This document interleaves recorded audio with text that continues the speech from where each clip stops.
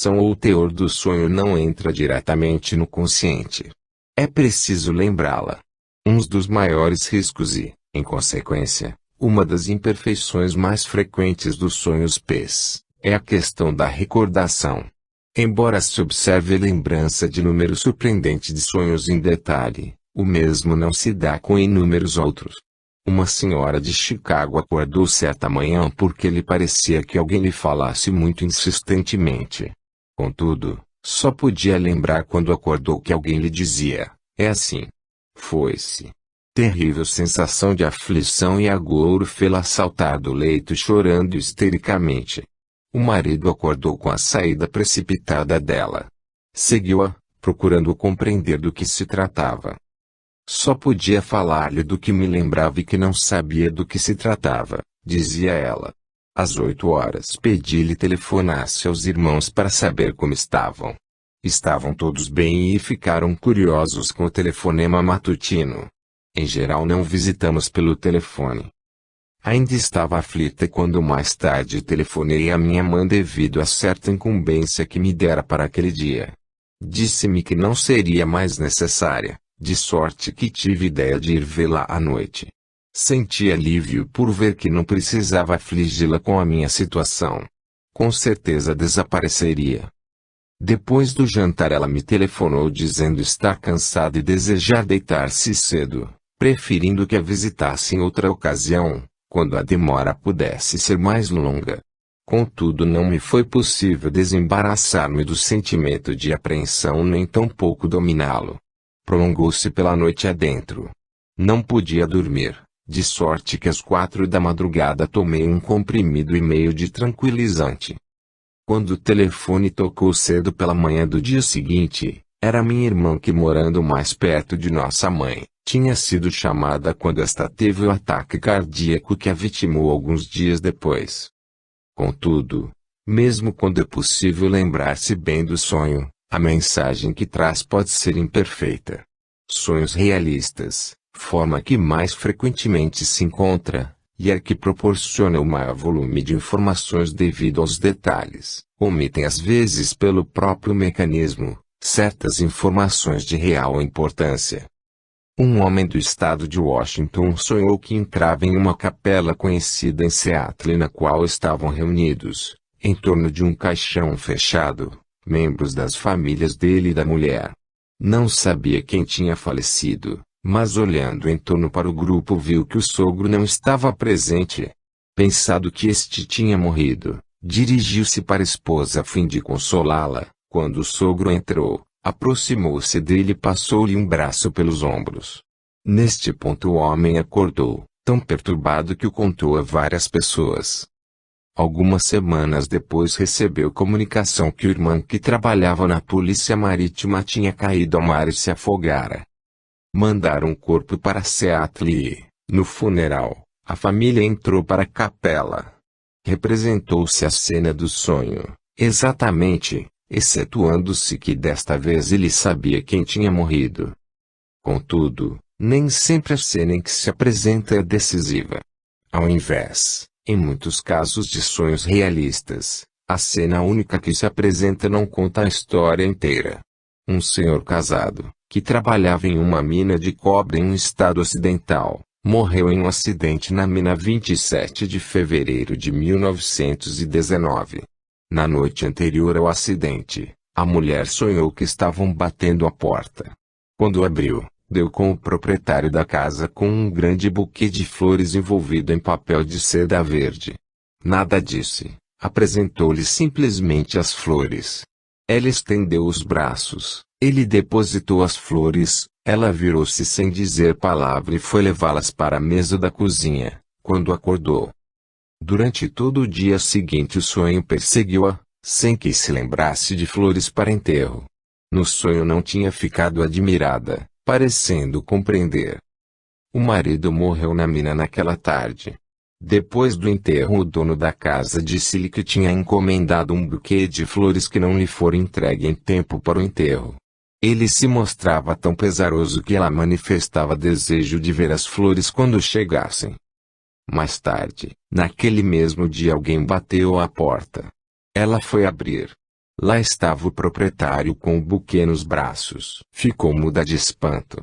Era o sonho novamente. Estendeu as mãos, recebeu as flores sem dar uma palavra e levou-as para a mesa da cozinha.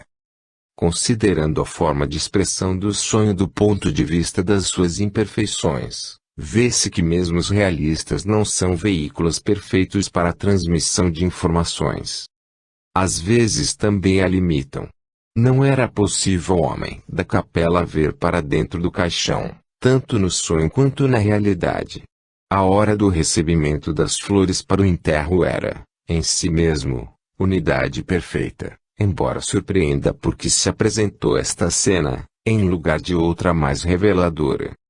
Tais casos sugerem que o fator inconsciente dos sonhos obedece a leis definidas de procedimento sem que leve em conta os interesses e motivos diretos do indivíduo. Se certo elemento desejado de informação se incorpora ao sonho, será somente tão claro quanto o permita a impressão do sonho. De igual maneira, a forma intuitiva da experiência pode ser ou não eficaz, conforme chegue ou não informação suficiente à consciência para fornecer ideia correta ou base para inferência ou suposição certa. Assim sendo, especialmente por meio das imperfeições, é possível vislumbrar a espécie de processo por meio da qual a informação pesa aparece na consciência. Exatamente como sonhos e intuições ordinárias traem algo da matriz inconsciente do qual se originam, estas expressões psi assim também o fazem.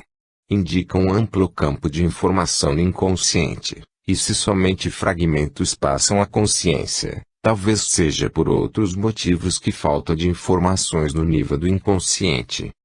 Outro indício de que o caminho da informação pesa para a consciência é arriscado dá-nos a reação da pessoa à própria experiência, nela acredite ou não, ou a reconheça como verdadeira. Se não o reconhecer, talvez assim seja por uma espécie de deficiência. Citamos exemplos em que a pessoa que recebe a informação peso estava convencida da exatidão da impressão. Contudo, tal reação não é, de modo algum, geral, é, na realidade, antes excepcional. Quando se revela crença ou forte convicção, contradiz a impossibilidade de reconhecer peso pela sua forma. Fica-se a pensar como tais pessoas podem revelar tanta certeza. Naturalmente, a experiência não implica necessariamente em peso somente porque a pessoa o crê firmemente. O bom senso diz que convicção apenas não é critério. Sabe-se por observação comum que quase não é possível depositar confiança na opinião que é verdadeira uma experiência, seja sonho mau ou palpite em vigília. Muitas pessoas têm tido tal convicção em certa situação, somente para verificar em seguida que não tem fundamento. O naufrágio previsto não ocorreu. O membro da família que não compareceu tinha muitas boas razões para isso. O palpite que alguma calamidade lhe tivesse ocorrido era simples expressão de aborrecimento ou ansiedade e nada tinha a ver com o psi. É igualmente conhecimento comum que as ilusões de certas moléstias mentais são acariciadas pelos que as nutrem com certeza além de qualquer dúvida ou questão. Entretanto, são ilusões. O sentimento de certeza não garante, portanto, que a experiência seja mesmo de paz. Por outro lado, as impressões de paz que as pessoas têm, que sabem simplesmente, e que não se podem convencer em contrário, são casos de convicção da verdade. Quando se estudam a maneira e as ocasiões em que alguém sente tal convicção, vislumbra-se um pouco da causa provável. Conforme observamos anteriormente, o volume de informações transmitidas em sonhos é geralmente muito mais profuso do que o das experiências intuitivas. Como os sonhos dão um maior volume de informações, é de esperar sejam mais convincentes. O contrário é verdadeiro. As experiências de sonhos só raramente trazem consigo forte convicção. Por que será assim? Vamos examinar alguns para ver qual é a situação. Sem dúvida, pode dizer-se que somente o bom senso não atribui credenciais a um sonho de assuntos triviais. Por exemplo, ninguém levaria a sério o sonho seguinte: um senhor de Colorado, tendo ido convalescer de uma operação em casa da avó no interior, Sonhou uma noite que ela voltava de apanhar ovos e mostrou-lhe um 3 vezes maior do que de costume. Contou durante o almoço e todos riram das esquisitices dos sonhos. Naquele mesmo dia, porém, diz ele, lá veio ela com o ovo extraordinário. Às vezes, contudo, não se acredita em sonhos mesmo importantes, mas esquecem-se. Jovem cadete do Warren Kelly Field, em 1941, realizara, várias semanas, voos de prática, decolando para o norte na pista correspondente. Uma noite teve um sonho claro e lúcido que o vento passava para nordeste, de sorte que era preciso decolar nessa direção por uma pista em cuja extremidade havia enorme oficina de manutenção. Viu no sonho um avião de 2 motores decolar. Quando estava a uns 20 metros de altura por cima da pista, bem em frente ao grande hangar, virou e caiu, matando os 2 pilotos. Embora todos os detalhes fossem claros, não lhe foi possível reconhecer os pilotos. Não se lembrou do sonho no dia seguinte até o momento em que, em companhia de outros aviadores, dirigiu-se em um caminhão das barracas para o campo. Quando olhou para o indicador dos ventos, como sempre faziam nesse ponto, viu que tinham passado a soprar do nordeste. Lembrou-se então do sonho e contou aos companheiros. A sessão de voo da tarde dividiu-se em 2 partes, uma para decolar às 12h30 e a outra a 1h. Ele ficou nesta. Enquanto mudava de roupa, ouviu um barulho, correu para fora e viu um avião caído diante do hangar, como havia sonhado. Os 2 pilotos morreram. Conhecia-os. Apesar do detalhe ou da importância das mensagens, esquecem-se muitos sonhos dessa espécie, que somente se relembram quando acontecimentos posteriores os confirmam. Tal a verdade, seja que o acontecimento em causa interesse diretamente ou não a pessoa, seja o sonho realista ou não. Durante a Segunda Guerra Mundial, um homem da Pensilvânia, casado, era piloto de um B-17. Na noite de 8 de fevereiro a mulher sonhou que estava na praia em companhia dos 2 filhos pequenos. Depois, no sonho, diz ela, um soldado estranho com uniforme da aeronáutica, chegou-se a mim na praia e disse, aqui está uma carta de seu marido. Disse-me que deveria dar-lhe se algo acontecesse. Perguntei-lhe quando se dera, referindo-me à morte dele, e respondeu, anteontem à noite. De manhã contei à minha mãe o sonho na hora do café e fui ver as datas na folhinha, observando que o dia mencionado no sonho devia ter sido sexto. Depois de relatá-lo a uma amiga, não mais pensei no sonho até 2 semanas mais tarde, quando recebi o telegrama. Dizia-me que o marido morrera num desastre de avião a 6 de fevereiro. Só raramente os sonhos impressionam de fato a pessoa com a possibilidade de serem verdadeiros. Mesmo assim, resultam em geral dúvida e indecisão e não convicção. Uma senhora do Texas sonhou com um homem que era tão só conhecimento casual. Pensava pedir-lhe que não se suicidasse, mas, conforme diz, encarasse a vida com realidade. Deixou-me, porém, de pé na sala de estar, que eu não tinha visto nunca, correu para o banheiro, tomou um pó branco e caiu sobre a banheira. Contei o sonho a meu marido, e telefonei ao pastor e a minhas 2 irmãs. Estava muito preocupada.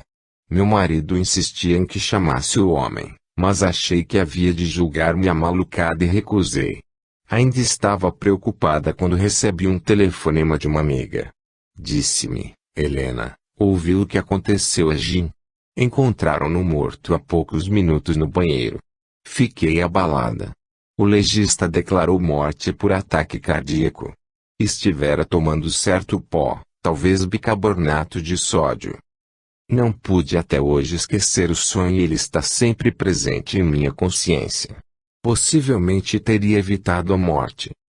Em conjunto, portanto, nota-se a tendência para não levar em conta ou não acreditar em sonhos, sejam ou não importantes os assuntos, e mesmo que proporcionem informações relativamente completas.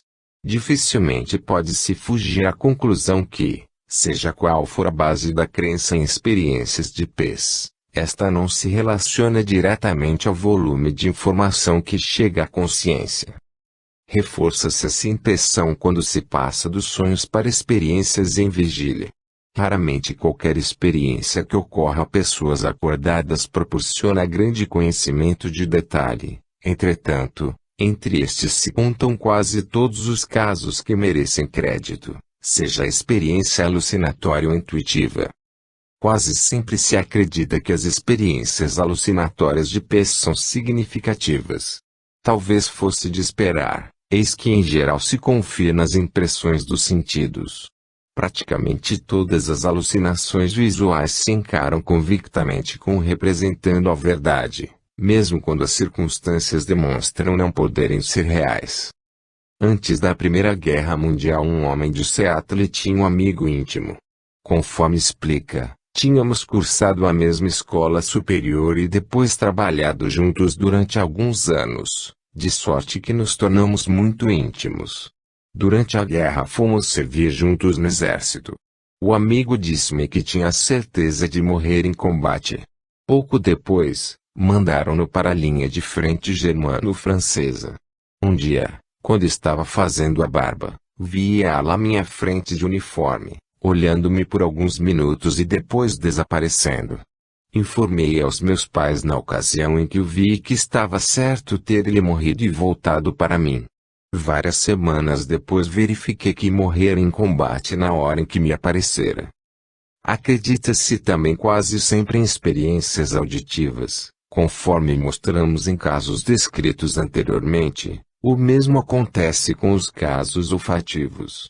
Em uma noite de 1944, uma senhora da Califórnia acordou sentindo o cheiro de tinta queimada. Reconheceu-o imediatamente como sendo do aquecedor antigo que possuía, quando esquecia de fechar o registro de gás. Mas o aparelho estava em uma casa distante 6 quarteirões, da qual se mudara alguns meses antes. O cheiro era tão forte e incomodava tanto que se levantou, vestiu-se, andou até a casa e acordou o morador. No instante em que a porta se abriu, reconheceu que tinha razão. O cheiro a saudou. Esqueceu-se de fechar o registro do aquecedor? O morador também sentiu o cheiro. Foram juntos ao banheiro e encontraram o aparelho aquecido rubro, e a pintura da parede chamuscada e rebentada. Em todas as maneiras de experiências alucinatórias, vê-se que o hábito de acreditar nos olhos, ouvidos e mesmo nariz é tão forte que as impressões dessa espécie, mesmo contra o bom senso, consideram-se prontamente como tendo significado verdadeiro. O tipo intuitivo de experiência, conforme sabemos, não só proporciona pouco ou nenhum detalhe, mas, mais do que qualquer outro, interrompe a corrente do pensamento e chega sem qualquer introdução racional. Poder-se-ia pensar, portanto, que o recebessem um tanto conjecturalmente, afastando facilmente o bom senso. Ao invés, conforme afirmamos anteriormente, o número de pessoas convencidas da verdade das mensagens intuitivas é muito maior do que o das que se convencem com sonhos realistas. A convicção isto é verdade pode sobrevir sem qualquer motivo racional para acreditar-se, e por vezes, especialmente se a verdade não for satisfatória, a pessoa tentará deixá-la de lado ou não acreditar nela.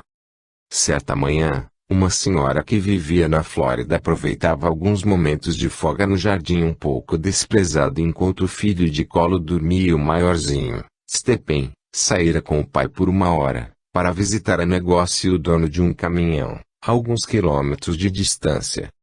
De repente, com uma punhalada de dor, soube que Stephen morreu. Felizmente não obriguei a tomar o remédio que tanto odeia antes de ir. E depois, isso não. Em que estou pensando? E para livrar-se do horrível pensamento foi à casa vizinha conversar com o pai. Ele ficou admirado com a palidez dela, estaria trabalhando demais depois de ter dado à luz. Admitiu que talvez estivessem tornando-se presa de pensamentos mórbidos. Mas, dentro em pouco soube que a intuição era demasiado verdadeira. Enquanto o pai estava de costas, o menino tinha caído num valo de irrigação. Todas as tentativas para fazê-lo reviver tinham falhado. Sim, sabia. Apesar de todas as tentativas em contrário, tinha sabido. Você depois a torturar-se com a pergunta, gritou por mim quando se afogava, e nem mesmo respondi. Podia ou devia ter acreditado na intuição? Acidentalmente, a resposta é que acreditava. O pensamento era, porém, demasiado terrível, demasiado desagradável para enfrentar, de sorte que se esforçou por negá-lo, da melhor maneira que podia. Ter-lhe-á servido de consolo para os pensamentos torturantes que afligiam, se tivesse sabido que a parte significativa da experiência não consistia em responder quando o menino por ela chamasse, mas estava, mesmo subconscientemente, acompanhando tão de perto que não lhe escapou a vigilância embora lhe estivesse fora do alcance físico. Em lugar de sentir tê-lo desamparado, tinha estado, em certo sentido, diretamente com ele. Por vezes, quando a informação intuitiva é incompleta ou praticamente inexistente, o indivíduo sentirá exatamente como certo que algum acontecimento significativo ocorreu afigurando-se ele conhecer que ocorrência foi. Parecerá mesmo que alguma mensagem intuitiva incompleta dê origem a maior sentimento de convicção do que as mais completas. Numa tarde uma mulher que residia em uma aldeia da Nova Inglaterra passou por uma experiência destas. Foi exatamente antes do ensaio de um coro de 100 vozes. Era uma das 6 primeiras sopranos e estava se penteando, aprontando-se para ir à igreja. De repente conheceu que não poderia ir. Era-lhe impossível cantar naquela noite. Em algum lugar havia algo terrivelmente errado, embora não tivesse qualquer ideia do que fosse. Disse ao marido, John, não posso ir. É impossível cantar hoje de noite. Não posso, simplesmente. Ele se esforçou para convencê-la, mas era certa disposição de espírito e não podia ir. Telefonou à mulher do pastor, que disse talvez ela se tivesse resfriado e que seria melhor ficar em casa e repousar. Não, não é resfriado. Não se parece com isso. Não sei o que seja, mas algo está errado. Estava ainda sentada perto do telefone, com o pente na mão, procurando pensar, quando a campainha tocou. Era o irmão que morava em Boston a 16 quilômetros de distância, perguntando se a mãe estava em casa da irmã. Tinha esperado o dia inteiro mas agora já era demais e estava preocupado e indagava se a irmã podia dar qualquer informação. Um pouco mais tarde encontrou-se a mãe deles morta na cama, na casa onde vivia sozinha, tendo as malas prontas para ir visitar o filho. Como poderia ter cantado naquela noite? Perguntou a filha. Pelas diversas descrições da espécie de convicção que estas pessoas sentiram, que, conforme o resultado, parece terem tido impressão de pés, é evidente que não se adquiriu a certeza por meio de raciocínio lógico ou consciente de qualquer espécie. Ao invés, identificam-se com um julgamento proveniente de alguma fonte profunda, inconsciente. Em algum nível inconsciente o julgamento isto é significativo foi formulado. Pessoas como a soprano ou mulher que voltava da praia quando ocorreu a tragédia em Evanston, sabem, por meio dessa fonte interior, que algo de significativo ocorreu. A intuição, introduzindo-se no consciente sem qualquer componente racional, consiste deste julgamento. Nos casos em que há maiores informações, como no da mãe de Stephen, uma ideia tanto quanto o julgamento isto é verdade cruzam-se na consciência. Mas quando alcança a realização, e a racionalização começa, as dúvidas tornam-se mais fortes do que a certeza. Aparentemente tal acontece com maior facilidade quando a experiência é sonho. Mas o que dizer da experiência do ovo disforme? Será o pensamento consciente da frivolidade do tema que faz com que quem sonha diga não ser o assunto digno de encarar-se seriamente? Dificilmente.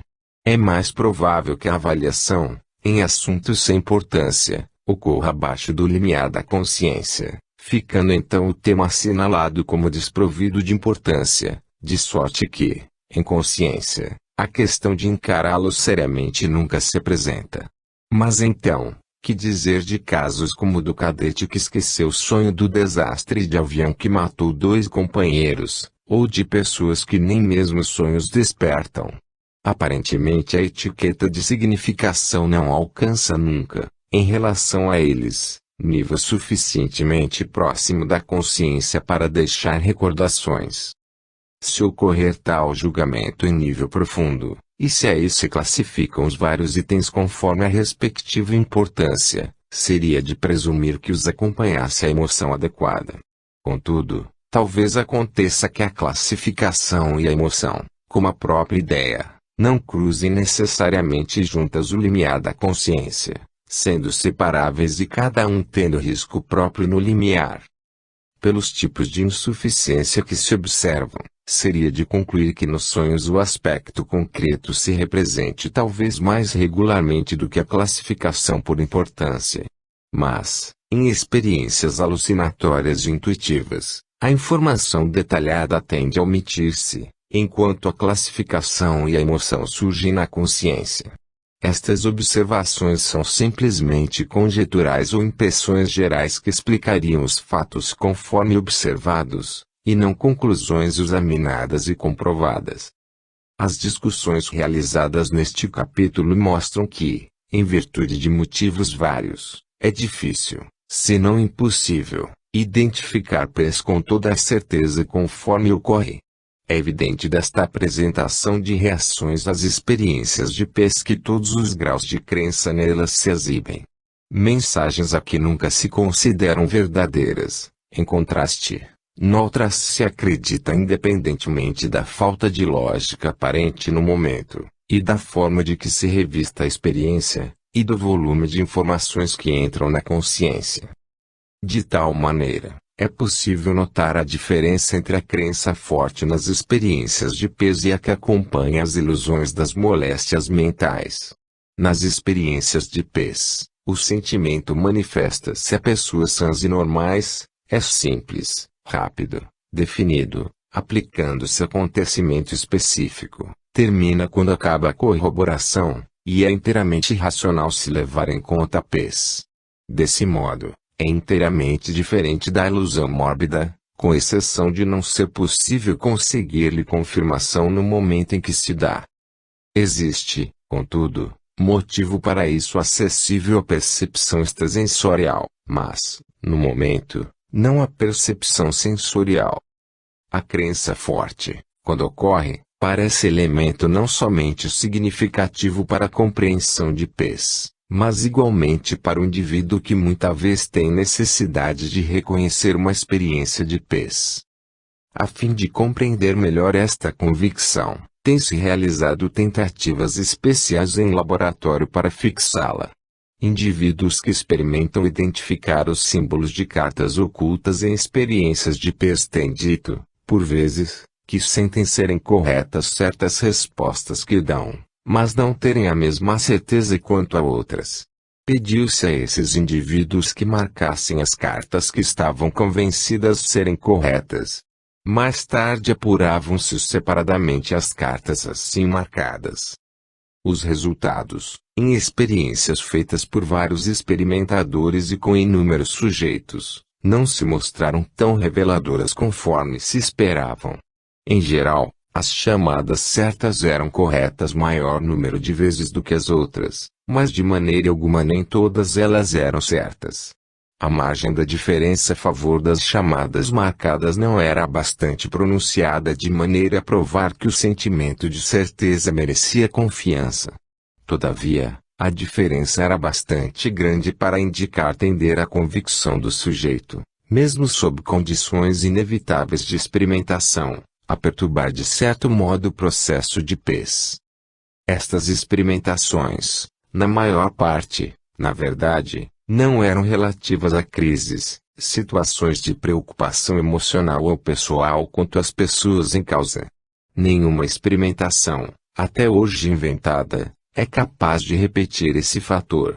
Desse modo, as situações da experimentação são mais comparáveis aos casos como o do ovo disforme do que aos que trazem forte convicção. O melhor que se pode dizer neste estádio da pesquisa psi à vista de quanto fica acima, é que ainda não se conhece maneira segura e certa para o reconhecimento antecipado de experiência de pez.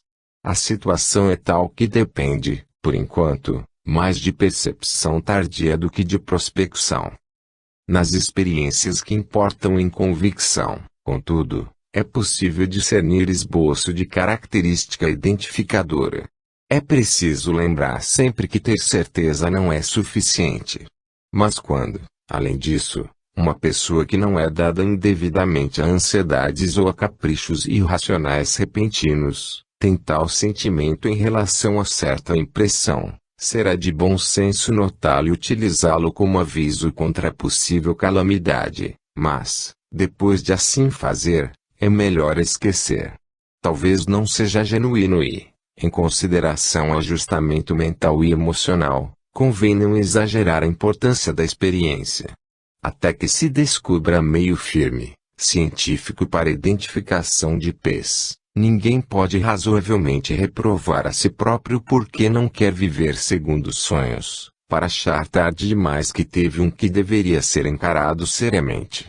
Não se deve criticá-lo, como não se podem criticar os que não faziam uso da asepsia antes da descoberta das bactérias.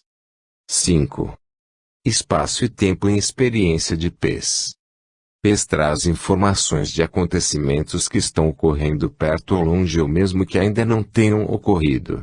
Pela extensão das distâncias e dos intervalos de tempo que é capaz de abranger, torna-se evidente que o espaço e o tempo não limitam pez, embora qualquer experiência confirme a ação recíproca deste processo mental ilimitado com o mundo do espaço-tempo dos objetos e acontecimentos. Mundo em que as mensagens diretas provenientes dos sentidos limitam-se ao aqui e ao agora. Como ocorre essa ação recíproca? Demorará sem dúvida bastante a resposta cabal, porquanto compreende a própria natureza de pez. Se, ao invés, se limita a pergunta à maneira por que se encaram espaço e tempo nas experiências de pez, aí se encontra a resposta. Para facilitar a exposição, tomaremos cada elemento separadamente, embora os dois sejam, naturalmente, inseparáveis. Espaço. Quando os olhos ou os ouvidos nos transmitem qualquer mensagem, somos capazes de julgar da distância. Todavia, as ocorrências reveladas por pez podem estar do outro lado do mundo. Conforme vimos anteriormente, pode simplesmente acontecer que o espaço não apareça como distância a abranger. Pode não existir ou, pelo menos, não restringir, como nessa experiência que ocorreu certa noite de janeiro de 1918, uma senhora inglesa, da África do Sul, velava ao lado do leito do filho único, menino de 5 anos e meio, que sofrera ataque repentino de pólio e ficara paralítico. Era somente a segunda noite da moléstia, ainda não tinham arranjado enfermeira. Verificaram que a criança também tinha meningite e haviam prevenido a mãe que, mesmo ficando boa, talvez a criança ficasse com o cérebro afetado.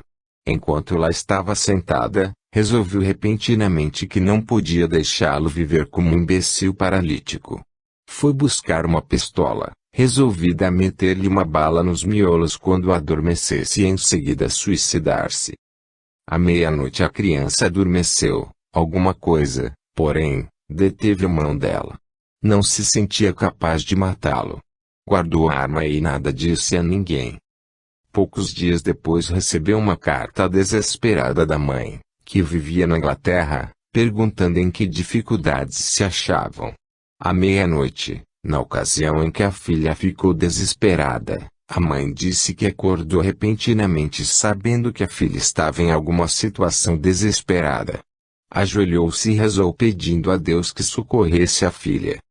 Posteriormente, a criança se restabeleceu e, embora fisicamente prejudicada, o cérebro nada sofreu.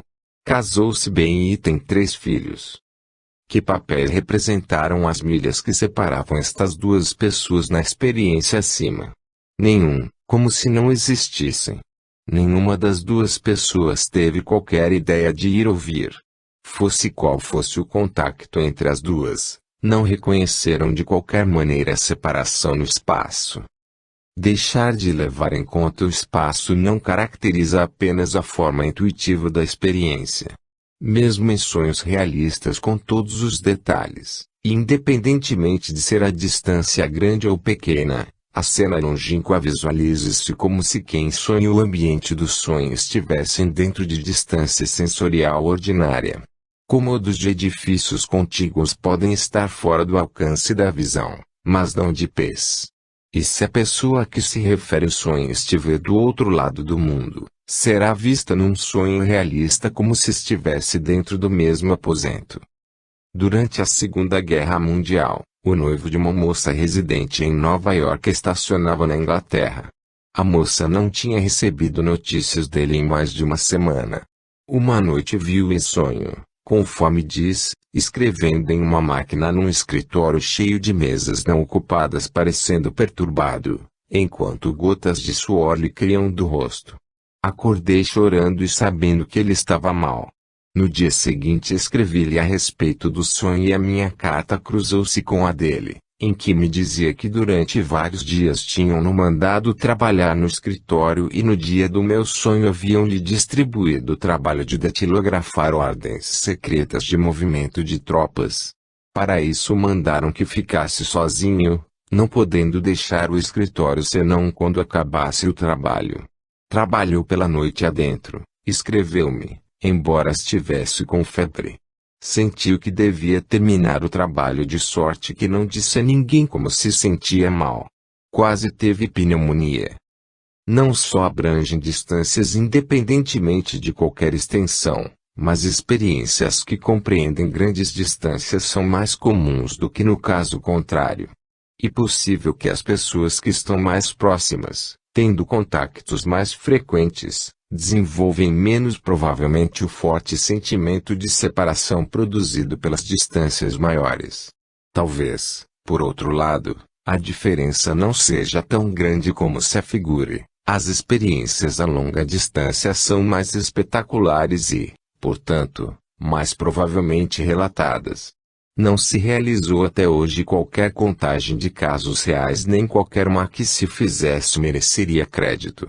Contudo, independentemente do número relativo de experiências a distâncias curtas e longas, são todas evidentemente semelhantes na forma geral e no caráter. A cena representada através do oceano e a que se refere à distância de um quarteirão transmitem igualmente mensagem verdadeira e detalhada, sem referência que medeia entre elas. Contudo, em algumas experiências é possível dizer que existe certa indicação da distância. Por vezes nota-se certa referência indireta que se pode considerar como reconhecimento da interferência de distância. Um russo que atualmente reside nos Estados Unidos, e anteriormente vivia em Kharkov, recorda, de 1930 a 1933 prenderam-se muitas pessoas, acusadas de participação no movimento subterrâneo contra Stalin. Entre elas encontrava-se minha noiva, Helena. Gostávamos muito um do outro, havendo grande compreensão e simpatia mútua entre nós. Cerca de 5 meses depois de ter sido presa, tive um sonho extremamente nítido em que estava presente mas invisível na cela em que ela se encontrava presa em companhia de outra moça que eu não conhecia. Via claramente Helena e as companheiras, sentadas na cama e jogando uma espécie de xadrez que não me era possível distinguir bem. Via a posição exata das camas e uma pequena mesa no meio da cela. Via também a janela, meio fechada por uma folha de ferro. Subindo em uma cadeira via parte de cima da catedral da cidade, a uns 5 quilômetros de distância. Não houve qualquer comunicação entre nós durante os 9 meses em que esteve presa, porque a polícia secreta, a NKVD, não permitia que lhe enviassem presentes ou cartas visto como não se mostrava disposta a assinar declaração falsa de crimes que não cometera. Mais tarde, a NKVD, reconhecendo a impossibilidade de vencer-lhe a resistência, soltou-a e quando nos encontramos contou-me tudo o que lhe tinha acontecido. Durante a conversa, mencionou que, uns 5 meses antes, Fora transferida da solitária para outra cela onde já estava outra moça. Ao ouvi-la, lembrei-me claramente do sonho e interrompia, descrevendo o meu sonho, a configuração da cela, e os objetos que aí estavam. Ficou completamente admirada, por ser tudo verdade. Helena disse que o jogo que eu não tinha podido entender era o xadrez que haviam organizado, utilizando um tabuleiro de papelão e peças do miolo de pão. Como se alterou o ponto de referência da situação real de quem sonhou para ficar presente na cela, de certo modo ficou reconhecida a distância intermediária. Naturalmente, é necessário que a pessoa lá esteja, se descreve a cena realisticamente. Reconhece-se indiretamente esta necessidade em casos como o que acabamos de relatar. Em experiências não realistas, seja que o indivíduo esteja dormindo ou acordado, a necessidade de situar-se a pessoa dentro do alcance sensorial da outra não é tão rigorosa, visto como sob esta forma a fantasia do sonho é mais fluida, sendo possível localizar-se o acontecimento conforme a fantasia o ditar. Por assim dizer, pode vir para a pessoa. Em 1912 um rapaz do Texas, de 22 anos, trabalhava no turno da noite em uma fábrica que estava a uns 700 quilômetros da residência dos pais. Conforme se lembra, mais ou menos às 11 da manhã de uma sexta-feira estava dormindo na casa de cômodos e minha mãe veio para mim em sonho. Vi-lhe o rosto muito distintamente e percebi pela expressão que estava em dificuldades. Nada havia que indicasse especificamente do que se tratava, mas era sério e acordei com um sentimento de perturbação iminente. Às 8 horas da noite recebi um telegrama da minha irmã dizendo: "Mamãe ferida gravemente. Venha já." Fiquei chocado, mas não surpreso. Era como se estivesse à espera de tal notícia.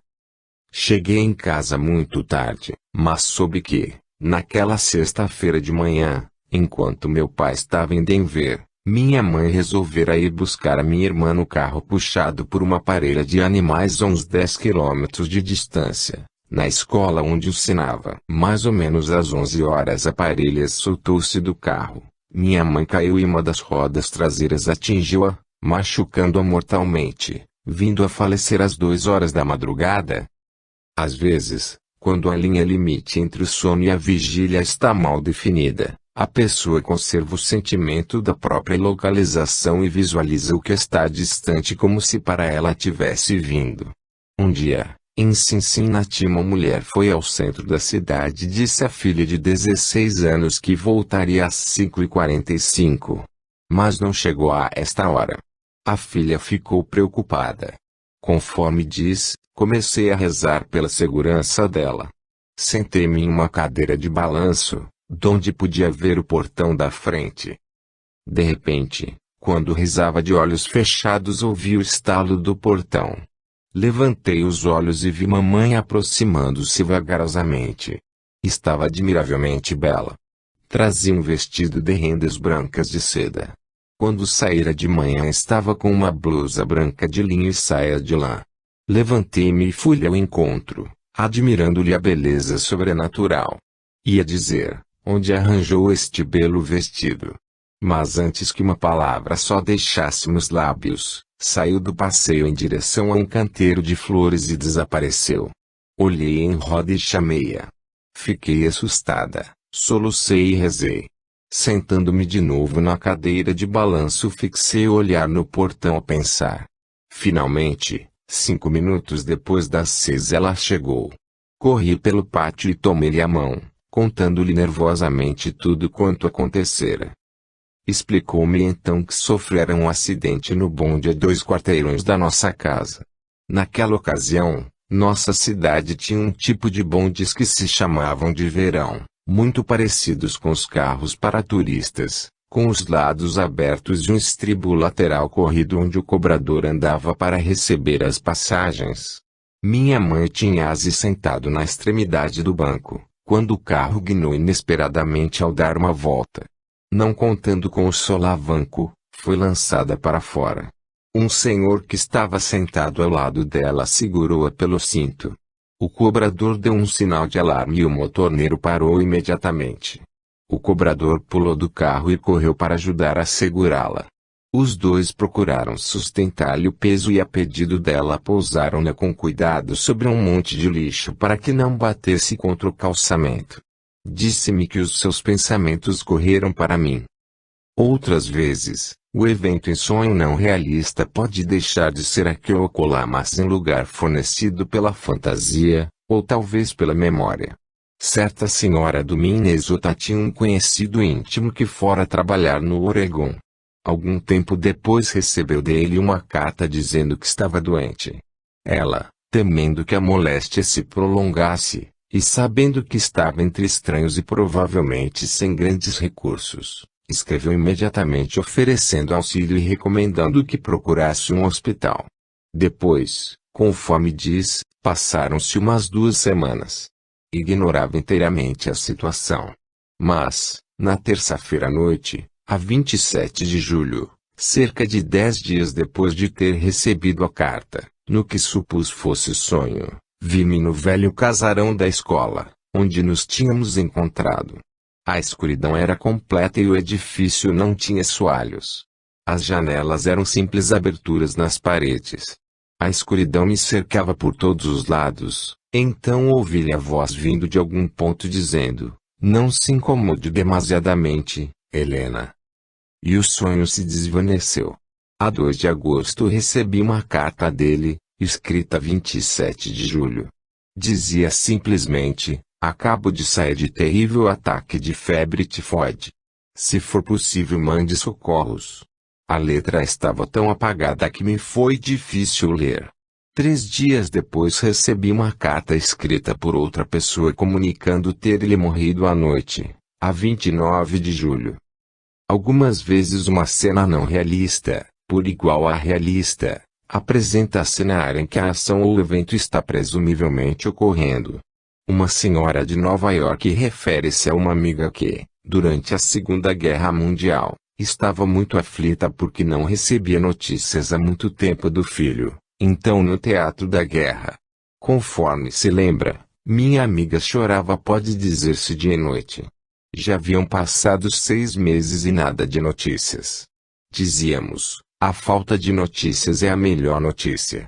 Não fique assim enquanto não receber qualquer comunicação do governo, em um ou outro sentido. Mas não se conformava. Em 3 noites sucessivas de fevereiro de 1945, tive o mesmo sonho, com ligeiras diferenças. Na primeira noite procurava pelo filho da minha amiga entre os mortos e feridos. Indicaram-me um hospital e aí acordei. Na segunda noite estava no hospital indo de leito em leito a procurá-lo. Havia tantos que não pude acabar de visitá-los, então acordei. Na terceira noite, no hospital indo de leito em leito a procurá-lo. Havia tantos que não pude acabar de visitá-los, então acordei. Na terceira noite, no hospital, achei-o afinal, com os olhos fechados, indiferente. Disseram que estava passando bem, mas sofrera grandes choques acompanhando de abalo nervoso. Contei os sonhos à minha amiga e ela disse: "Não se aflija.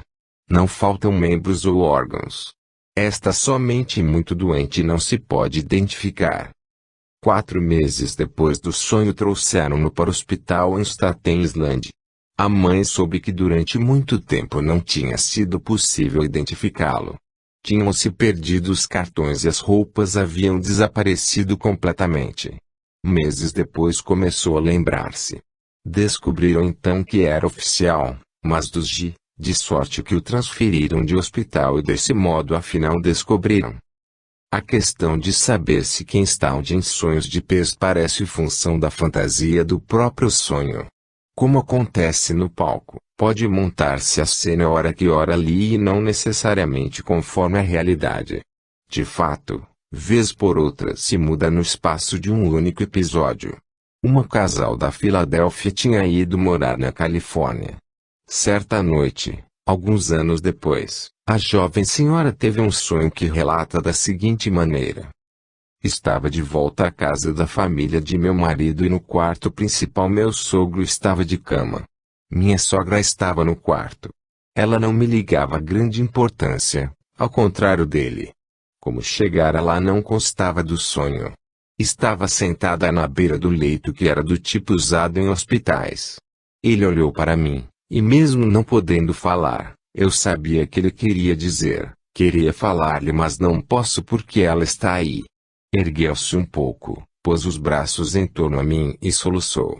Neste ponto acordei, lá fiquei pensando porque tinha sonhado estar de volta em casa.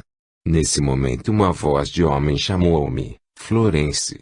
Quando me voltei para olhar pela janela, senti como se me estivessem derramando água gelada pelo pescoço abaixo, e os cabelos ficaram de pé. Lá estava, de pé junto à minha cama o meu sogro. Vi-lhe distintamente as feições como se estivesse em carne e osso. Voltava-se para mim e bem junto dele, mas de perfil, estava Jesus segurando-lhe a mão. O sogro encarou-me e repetiu meu nome. Disse, Florence, o Senhor é meu pastor e vamos em paz. Envolvi a visão luz azul pálido. Depois se dissolveu e desvaneceu-se. Não posso provar o que aí fica. Mas é a verdade, tão verdade como estar eu agora escrevendo esta carta. No dia seguinte chegou um telegrama comunicando que o avô havia falecido.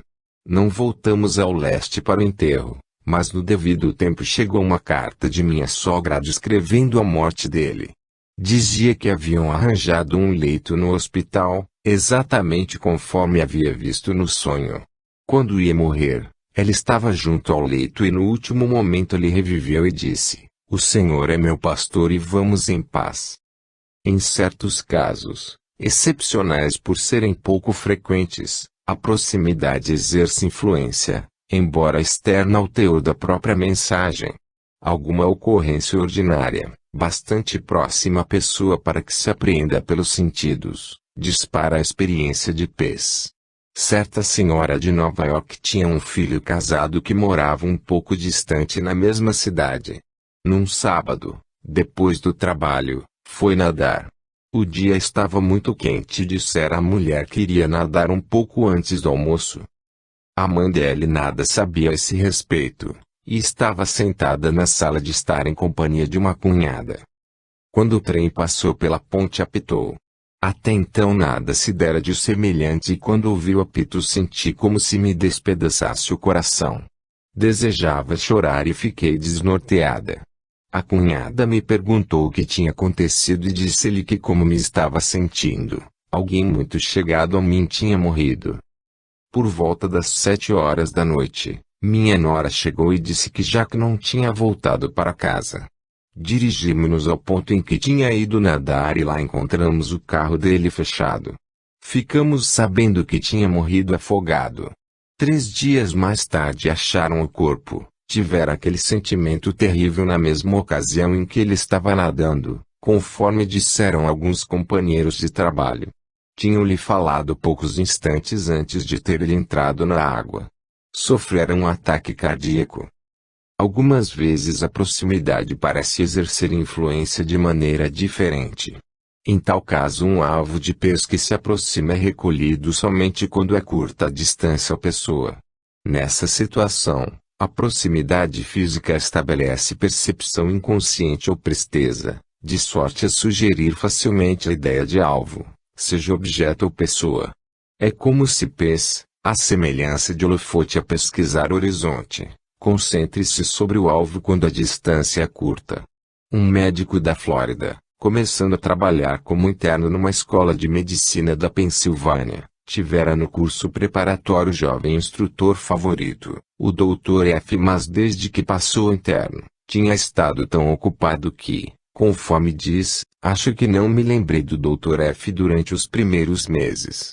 E ele não tinha qualquer motivo para pensar em mim. Certo dia do outono desse ano, quando trabalhava na enfermaria do 5º andar, ouvi o elevador parar no vestíbulo. Casualmente olhei para a porta envidraçada de entrada e quem havia eu de ver saindo do elevador senão meu antigo instrutor, Dr. F. Dirigi-me logo para a porta a fim de cumprimentá-lo, imaginando o que tinha vindo fazer em Filadélfia, especialmente durante o período escolar. O prazer de vê-lo, contudo, pouco durou. pois não era absolutamente ele e sim um dos funcionários que vinha fazer a visita regulamentar.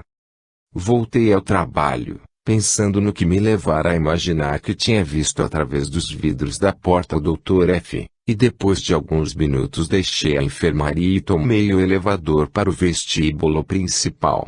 Quando saí do elevador, o Dr. F entrou pela porta da frente. Quase caí ao chão de surpresa e logo depois de tê-lo cumprimentado perguntei-lhe se não tinha estado no 5º andar. Disse-me que não, que chegara há pouco de trem cidade e viera para o hospital de táxi. Contei-lhe o que havia acontecido e ele não procurou explicar. Tinha vindo verificar certo trabalho de pós-graduação e, embora não o tivesse dito, duvido soubesse que eu estava em Filadélfia. O funcionário que eu vira através dos vidros de modo algum se parecia com ele. Estou firmemente convencido que não se trata de um caso de falsa identidade.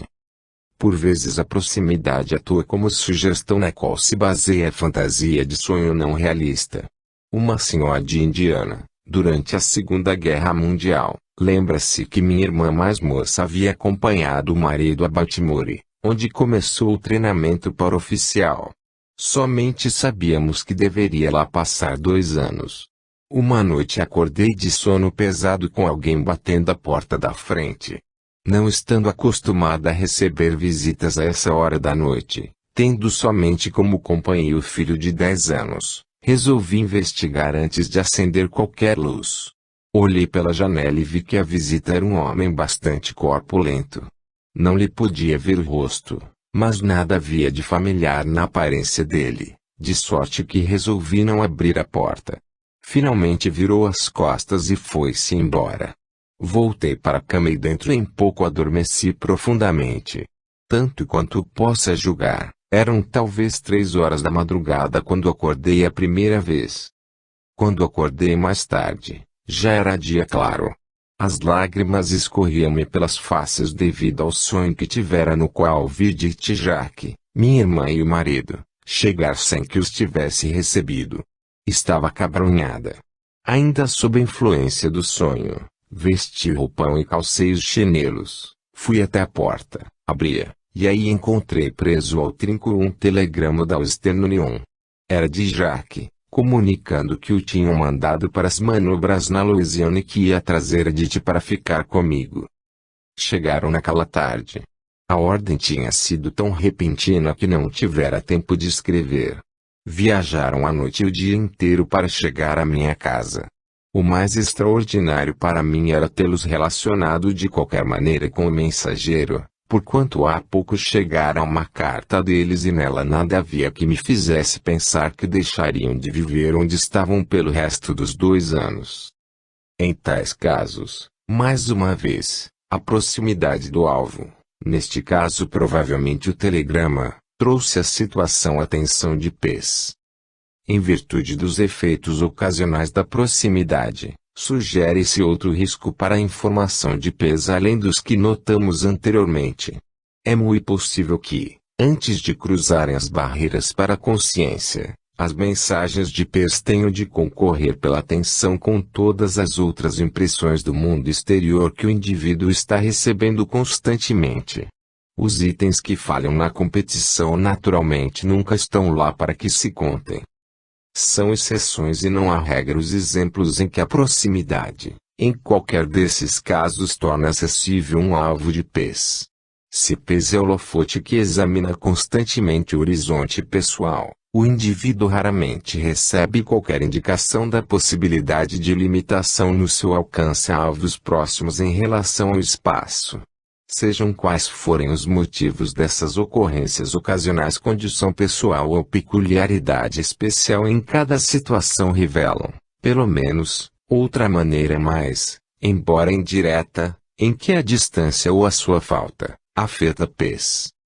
Em todos estes casos, vê-se o funcionamento de Pes como independente do espaço, mesmo quando implique em evento localizado no espaço e o apreenda a pessoa cujos processos mentais estão engrenados à apreciação do espaço. Vemos também a fantasia utilizada, ou a falta dela, como questão da forma que a experiência toma, mas importando raramente em algo que não há aqui ou lá do ponto de vista. Mas por que fica afastada em tão grande proporção distância interposta em experiências de pés? Antes de discutir a razão possível, é conveniente considerar a maneira pela